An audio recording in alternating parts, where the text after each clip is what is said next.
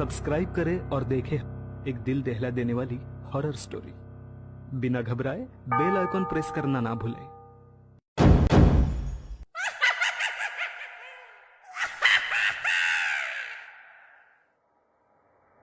इस कहानी के लेखक है संजय कामले। उसकी डेड बॉडी अस्पताल से गायब हो गई। अब उनके घर वालों को क्या जवाब दूंगा? जाओ ढूंढो लाश को।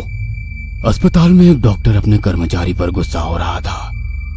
अस्पताल में काम करने वाले रहीम चाचा अपने साथियों के साथ एक लाश को पूरे अस्पताल में खोज रहे थे, पर लाश गायब हो चुकी थी। कुछ दिन बाद राधिका और तुषार अपने नए घर में रहने के लिए आ गए थे। वाह यार, कितना बढ़िया घर खरीदा है तुमने। राधिका की बातों से लग रहा था कि उसे ये घर काफी पसंद आ गया था। तुषार ऑफिस गया था और राधिका घर में अपने लिए किचन में कुछ खाने के लिए तैयार कर रही थी कि तभी उसे दरवाजे की बेल बजने की आवाज आई। हाँ, 1 मिनट, आती हूँ। उसने आवाज दी और किचन से निकलकर बाहर के दरवाजे की तरफ चलने लगी। तब तक और एक बार बेल बजी थी। उसने दरवाजा खोला, पर बाहर कोई भी नहीं था। बाहर सुनहरी धूप पड़ी थी। उनका घर शहर की आवाजाही से दूर होने के कारण लोगों का आना जाना ना के बराबर था। वो 2 कदम बाहर आई और दोबारा बाहर नजरें घुमाई, पर कोई भी नजर नहीं आ रहा था। वह घर के अंदर आई तो पूरे घर में धुआं धुआं भरा हुआ था। हे भगवान, सब्जी जल गई। खांसते हुए वो किचन के अंदर गई और झट से गैस बंद कर दी। वो नाराज हो गई। अब दोबारा कुछ भी बनाने का उसका मूड नहीं था। अपना मोबाइल उठाया और पति को फोन किया। हेलो तुषार, मुझे भूख लगी है, कुछ खाने को ले आओगे? राधिका, ऑफिस में बहुत काम है। मैं कुछ नहीं जानती, मुझे बहुत भूख लगी है। और उसने जोर से फोन पटक दिया और जाकर सोफे पर लेटे लेटे टीवी देखने लगी। तभी उसे अपने पीछे वाली सीढ़ियों पर किसी के चलने की आवाज आने लगी। उसने मुड़कर देखा तो कोई नहीं था। वह दोबारा टीवी देखने में मशगूल हो गई। तभी डोरबेल बजने की आवाज आई। तुषार होगा। हाँ, जल्दी से जाकर उसने दरवाजा खोला। बाहर एक डिलीवरी बॉय खाने का पार्सल लेकर खड़ा था। वो समझ गई कि तुषार नहीं आ सकता, इसलिए उसने पार्सल भेजा है। पार्सल की थैली लेकर वो अंदर आई। थैली टेबल पर रखकर उसने थैली का मुंह खोला ही था कि झट से थैली से बाहर निकले एक काले चिपचिपे हाथ ने उसका गला दबोच लिया और वो होश में आ गई। लगातार डोरबेल बजने की आवाज आ रही थी और वो अभी भी सोफे के ऊपर लेटी हुई थी। हाँ, काफी डरावना सपना था। कहते हुए वो दरवाजा खोलने गई, लेकिन बाहर कोई नहीं था। ये क्या हो रहा है मेरे साथ? अपना सर पकड़कर वो अंदर आई और दरवाजा बंद करने के लिए मुड़ी, पर दरवाजे पर खड़े उस लड़के को देख उसका दिल एकदम से धड़का। डोरबेल तुम्ही ने बजाई थी ना? जी नहीं, मैं तो अभी अभी आया हूँ, सर ने पार्सल भेजा है। उस लड़के ने थैली आगे की।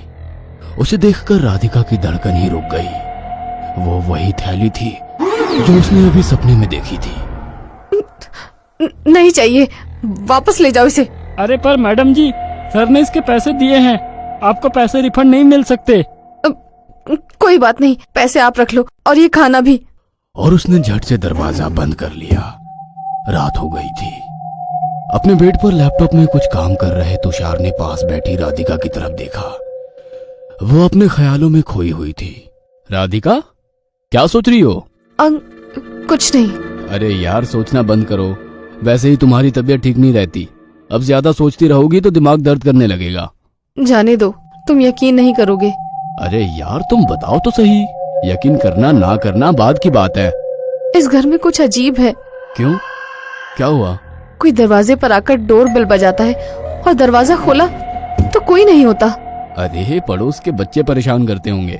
तुषार, हमारे आस पड़ोस में इंसानी बस्ती है। अरे राधिका, बच्चे खेलते हुए आए होंगे। अब आने जाने वालों को तो हम नहीं रोक सकते ना। ठीक है, माना किसी बच्चे ने डोरबेल बजाई, पर उस डिलीवरी बॉय का क्या जो खाना लेकर आया था?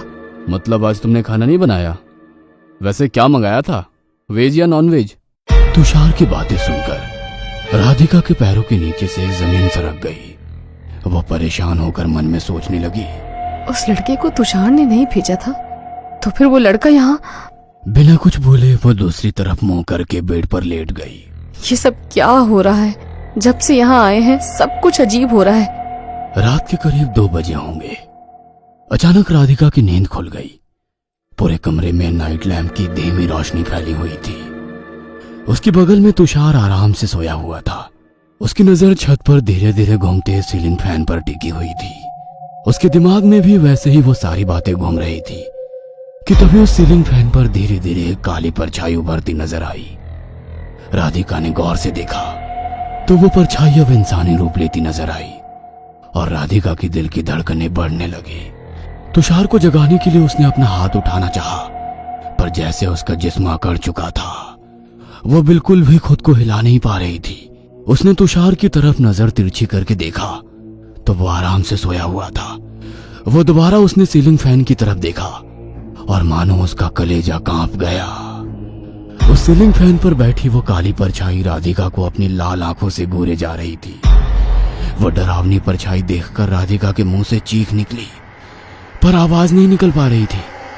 वो अपनी पूरी ताकत लगाकर जोर जोर से चीखना चाहती थी ताकि तुषार नींद से जागे और उसे बचा ले, पर उसके मुंह से सिर्फ हवा निकल रही थी। वह बेड पर किसी बेजान लाश की तरह पड़ी हुई थी। उसने खौफ भरी नजरों से सीलिंग फैन की तरफ देखा, पर वहां कोई नहीं था।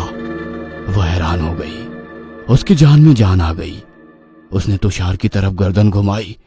वह काली परछाई उसके बगल में लेटी उसी को घूरती नजर आई और झट से आंख खुल गई। क्या हुआ? उठो यार, मुझे ऑफिस के लिए देर हो रही है। तुषार पूरी तरह तैयार होकर राधिका को नींद से जगा रहा था। राधिका ने घड़ी की तरफ देखा तो 8 बजने को थे। ये लो, चाय पियो। तुषार ने चाय की कप राधिका के हाथ में दिया। कप को हाथ में लेकर राधिका कुछ हिचकिचाते हुए बोली, तुषार, मुझे कुछ ठीक नहीं लग रहा है। क्या हुआ? तबीयत ठीक नहीं है क्या? जब से मैंने इस घर में कदम रखा है कुछ न कुछ अजीब हो रहा है। अजीब हो रहा है मतलब? तुम क्या कहना चाहती हो? वह तुषार को बताने में हिचकिचा रही थी क्योंकि तुषार ऐसी बातों पर यकीन नहीं करता था और जो कुछ भी राधिका के साथ हो रहा था वो सामान्य नहीं बल्कि कोई बुरी शक्ति अपनी मौजूदगी का एहसास दिला रही थी। राधिका के परेशान चेहरे की तरफ देखते हुए तुषार ने कहा, आज ऑफिस जाना कैंसिल। हम डॉक्टर के पास चले जाते हैं।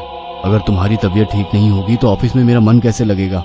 डॉक्टर ने राधिका का चेकअप किया और कुछ दवाइयां लिखकर देते हुए कहा, देखिए, मुझे लगता है राधिका को आराम की जरूरत है। शायद रिया की मौत का राधिका को सदमा लगा है। दवाई लिख कर दी है, फिर भी उसका ख्याल रखना होगा। ठीक है डॉक्टर साहब। कहते हुए तुषार और राधिका केबिन से बाहर निकले। दोनों अपनी गाड़ी से घर के लिए निकले।